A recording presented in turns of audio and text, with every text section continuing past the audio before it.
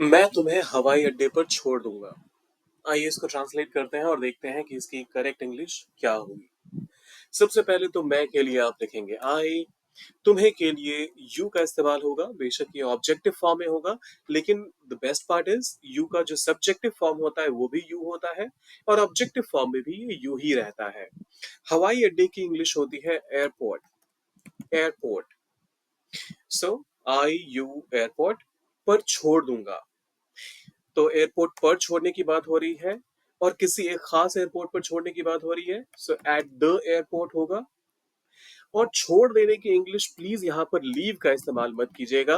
अगर आप लीव कहते हैं तो ये इनकरेक्ट टू द कोर हो जाएगा। मैं बताता हूँ क्यों। लीव का मतलब अगर आप किसी इंसान को लीव करने की बात करते हैं तो वहां पर उसका संबंध तोड़ने से ज्यादा मतलब हो जाता है और किसी एक लोकेशन पर उनको छोड़ने से कम मतलब निकलता है। तो लीव का इस्तेमाल बिल्कुल मत कीजिएगा यहाँ पर। किसी को भी कहीं छोड़ देना एज एन आप चाहते हैं कि आप किसी को अपने साथ बिठा कर ले जाएं और उनको कहीं एक लोकेशन पर छोड़ दें, तो उसके लिए आप जिस इंग्लिश वर्ड का इस्तेमाल करते हैं वो होता है, फ्रेज का इस्तेमाल करते हैं वो होता है ड्रॉप ऑफ। जी हाँ, ये सिर्फ आपकी अंडरस्टैंडिंग के लिए मैंने यहाँ पर बोल्ड में लिखा। ऑब्वियसली आप इसको ऐसे स्पेल नहीं करेंगे। तो ड्रॉप ऑफ। हम्म। और छोड़ दूंगा की बात हो रही है, भविष्य की बात हो रही है। तो ड्रॉप ऑफ के ठीक पहले आपको विल का इस्तेमाल करना पड़ेगा। चलिए, ये तो हो गया रॉ स्ट्रक्चर। अब इसको एक सेंटेंस के फॉर्मेट में लाते हैं।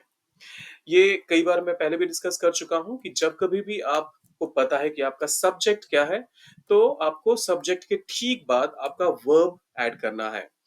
I will drop of you at the airport. सुनने में कई बार लोगों को यह भी सही लग सकता है, लेकिन इसमें थोड़ा सा मॉडिफिकेशन करना भी जरूरी है। देखिए, ड्रॉप ऑफ एक ऐसा फ्रेजल वर्ब है जो अपने साथ जो भी ऑब्जेक्ट को ड्रॉप करने की बात होती है उसको अपने अंदर लेता है।